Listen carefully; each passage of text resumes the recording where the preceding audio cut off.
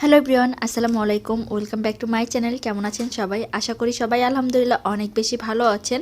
তো আজকে কেন জানি না বাড়ির কথা খুব মনে পড়তেছিল, আর মনে পড়তেছিল ছোটোবেলার ওই দিনগুলোর কথা।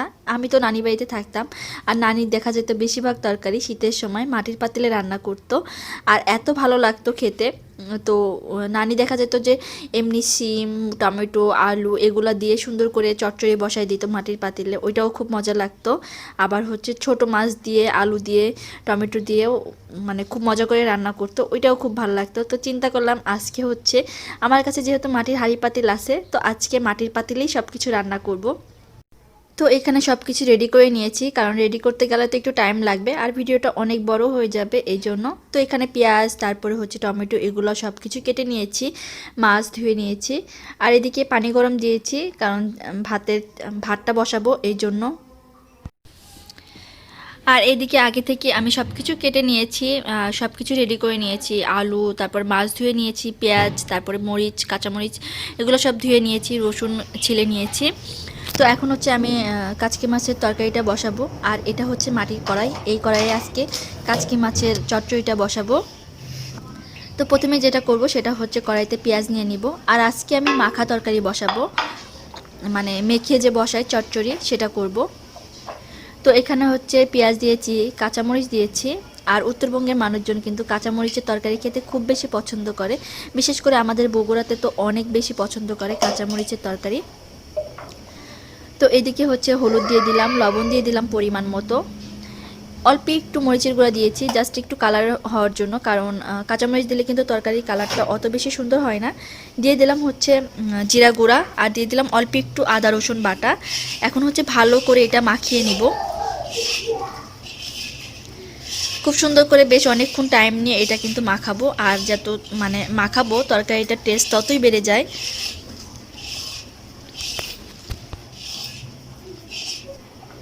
তো এটা হচ্ছে মাখানো হয়ে গেছে, আর এখন হচ্ছে এটার মধ্যে আমি 2 টেবিল চামচের একটু বেশি তেল দিয়ে দিব, আর একটু তেল আমি একটু পরে দিব। তো একটু তেল দিয়ে আবার একটু মাখিয়ে নিব। আর চচ্চড়িতে কিন্তু তেলটা একটু বেশি দিতে হয়, তো এখানে প্রায় 3 টেবিল চামচের মতোই তেল পড়ছে। যাই হোক, এখন এটা আমি ভালো করে একটু মাখিয়ে নিব। তো মাখানো শেষ, এটার মধ্যে একে একে আমি বাকি জিনিসগুলো অ্যাড করব। এখানে দিয়ে দিলাম হচ্ছে আলু, আলু একদম কুচি করে নিয়েছি, হাতে কুচি করতে পারলে তো আরও বেশি ভালো, বাট আমি হাতে কুচি করতে পারি, কিন্তু আমার আঙুল কেটে যায়, এই জন্য আর আমি হাতে কুচি করি নাই। তো দেন তারপরে এটা ভালো করে আবার মিক্স করে নিব, আর হাত দিয়ে ভালো করে মাখিয়ে নিব। দেখতেই পাচ্ছেন আমি কেমনে মাখাচ্ছি।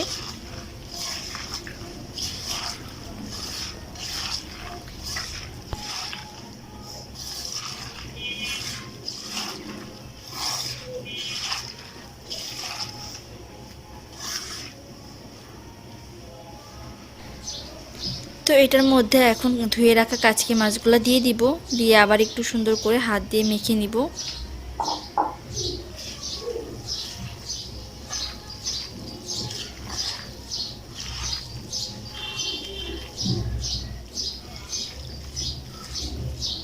তো মাখানো হয়ে গেছে, এখন হচ্ছে এটার মধ্যে আমি পানি দিয়ে দিব।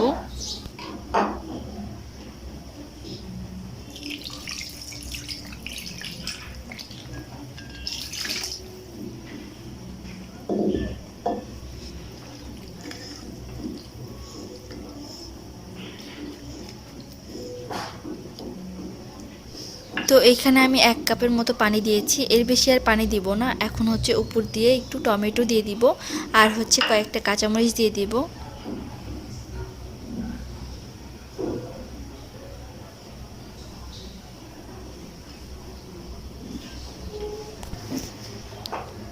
তো এখন যেহেতু তরকারিটা মাখানো হয়ে গেছে, পানি দেওয়া হয়ে গেছে, তো উপর থেকে আমি একটুখানি সয়াবিন তেল দিয়ে দিব, যাতে করে আর কি তেলটা একটু উপরে ভাসে।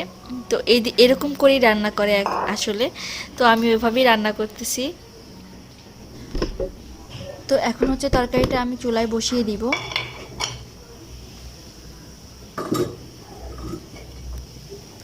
আর এই যে পানি গরম দিয়েছি সেটা আরেকটু গরম করব। গরম করার পরে তারপর আমি চালটা আর কি ভিজিয়ে রাখবো কিছুক্ষণের জন্য, তাহলে ভাতটা আমার তাড়াতাড়ি হয়ে যাবে।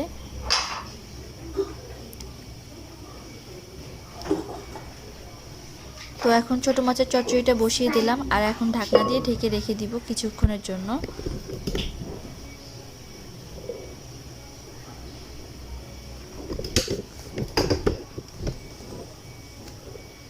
তো এটার কিন্তু কালারটা অনেক সুন্দর আসছে, তো আমি একটু দেখিয়ে দিলাম কারণ ক্যামেরায় অনেক সময় বোঝা যায় না।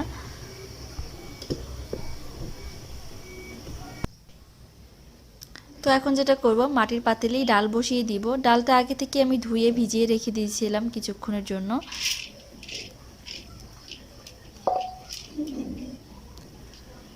তো ডালগুলো দিয়ে দিলাম, দেওয়ার পরে যেটা করব, এটার মধ্যে একে একে যে বাকি মশলাগুলো আছে সেগুলো দিয়ে দিব। প্রথমে দিয়ে দিব কয়েক কোয়া রসুন, আগে থেকেই ছিলে রেখেছিলাম। এদিকে দিয়ে দিলাম পরিমাণ মতো লবণ, দিয়ে দিব সামান্য হলুদের গুঁড়া, দিয়ে দিব কাঁচা মরিচ, দিয়ে দিব তেল। দেওয়ার পরে সব কিছু দেওয়ার পরে এটার মধ্যে হচ্ছে একটু আদা দিয়েছি, দেওয়ার পরে এটা একটু হাত দিয়েই মেখে নিচ্ছি। যেহেতু আজকে আমি সব কিছু হাত দিয়ে মেখে রান্না করব চিন্তা করছি, তো ওই জন্য হাত দিয়েই মেখেই দিচ্ছি।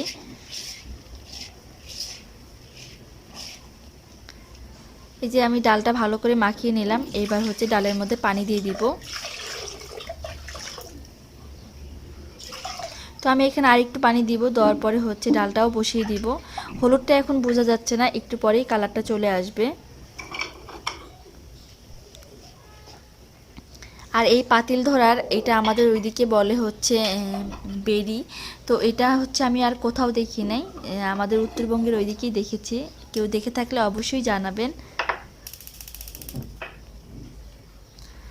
এই যে এখন ডালের চুলাটাও দিয়ে দিলাম, দেওয়ার পরে এখন ঢাকনা দিয়ে রেখে দিব কিছুক্ষণের জন্য।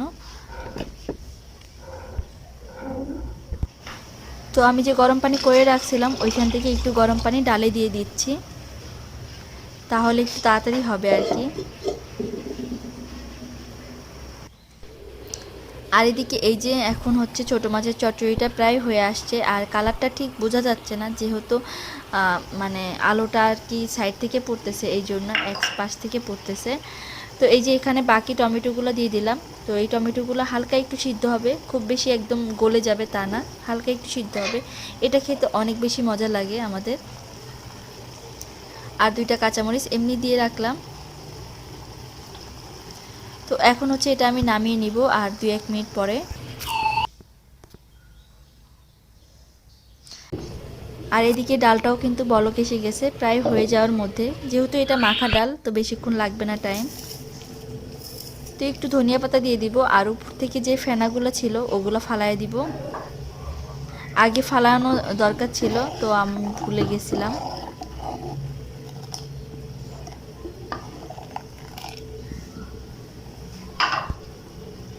আর এইখানে হচ্ছে আমি টমেটো দিয়ে দিব।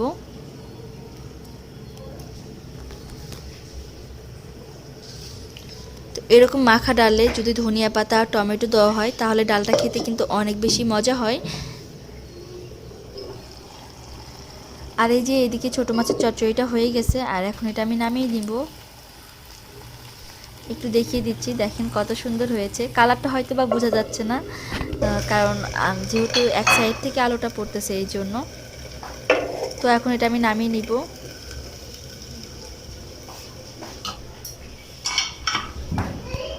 তো নামানোর পরে যেটা করব, আমি এখানে হচ্ছে চালটা ভিজিয়ে রাখছিলাম কিছুক্ষণের জন্য। তো ওই চালটা আর কি দিয়ে দিব। পানিটা কিন্তু এখনও গরম আছে, আর মাটির পাতিল একটু গরম হতে টাইম লাগে ঠিকই, বাট হচ্ছে অনেকক্ষণ গরম থাকে খাবার দাবার সব কিছু। আর এদিকে হচ্ছে পানিটা, তো গরম পানির মধ্যে আমি চালগুলো দিয়ে দিচ্ছি।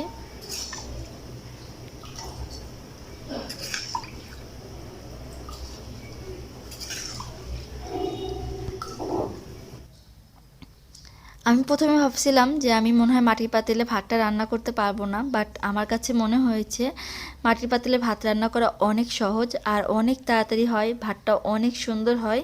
তো যাই হোক, আমি ভিডিও করার আগেও 2-3 বার রান্না করেছিলাম, আমার খুব বেশি ভালো লাগছে মাটির পাতিলে ভাত রান্না করে। তো এখন এটা আমি ঢাকনা দিয়ে ঢেকে রেখে দিব কিছুক্ষণের জন্য, মানে বলক আসা পর্যন্ত। আমার কাছে মনে হয়েছে মাটির পাতিলে একটা জিনিস সুবিধা, যদি পানিটা বেশি হয়ে যায় তাহলে ওইটা হচ্ছে বের হয়ে আসে, আর যদি পানি কম হয়ে যায় তারপরও ভাতটা হয়ে যায় আর কি।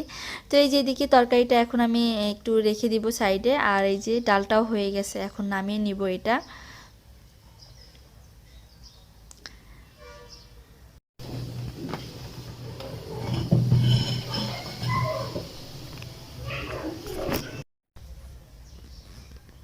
তো এই যে ভাতটা বলক চলে আসছে, আর এই যে ভাতের মারটা যে বেরোচ্ছে, এটা যদি পানি বেশি হয় তাহলে দেখা যায় যে মানে ঢাকনাটার মধ্যে অনেক বেশি পানি আসে, তো দুই একবার ফেলে দিলে হয়ে যায়। আর যদি পানি ঠিক হয় তাহলে অল্প পানি আসে, ওইটা আবার ভাতের মধ্যেই দিয়ে দিলে মানে ওই পানি দিয়ে হয়ে যায়।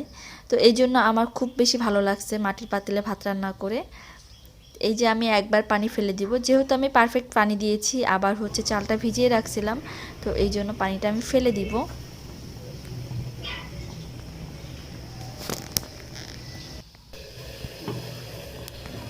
তো দেখেন পানি কিন্তু অনেকটা মানে ফেলে দিছি আমি, তারপরে পানি শুকায় গেছে আর পানি উঠতেছে না ঢাকনাটার মধ্যে।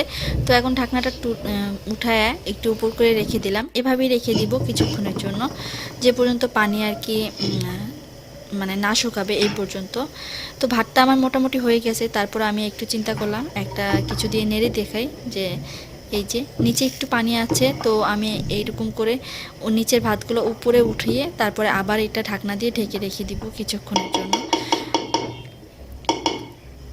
আর এভাবে রেখে দিলে কিন্তু একদম বেশিক্ষণ রেখে দিলে কিন্তু ভাতটা লেগে যাবে নিচে, আর তখন কিন্তু বাজে একটা স্মেল বেরোবে।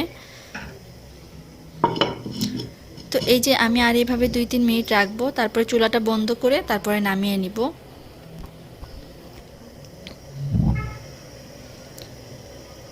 তো এই যে 2-1 মিনিট রাখার পরে আমি চুলার আঁচটা একটু বাড়ায় দিয়ে বন্ধ করে দিলাম, দেওয়ার পরে তারপরে এটা এখন আমি টেবিলে নিয়ে আসবো।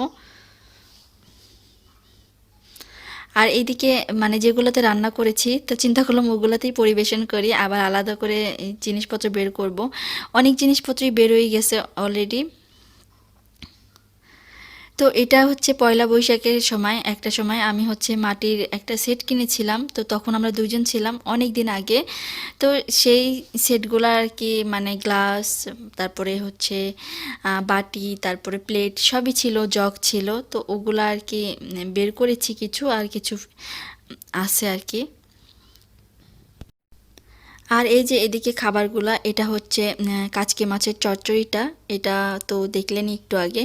এটা হচ্ছে ডাল, টমেটো দিয়েছিলাম পরে। তারপরে এখানে হচ্ছে বথুয়া শাক ভাজি আছে একটা বাটিতে, আর এখানে রাত্রিবেলার একটু মাংস ছিল, সেটা বের করে নিয়েছি তকির জন্য। আর এখানে মাটির পাতিলে ভাত রান্না করেছিলাম, তো সেগুলাই আলহামদুলিল্লাহ এগুলাই আজকের খাবার দাবার আমাদের। তো সবাই ভালো থাকবেন, সুস্থ থাকবেন, আমাদের জন্য অনেক বেশি দোয়া করবেন, আর অবশ্যই জানাবেন আজকের ভিডিওটা কেমন লাগলো। তো আজকের মতো এই পর্যন্তই, আল্লাহ হাফেজ।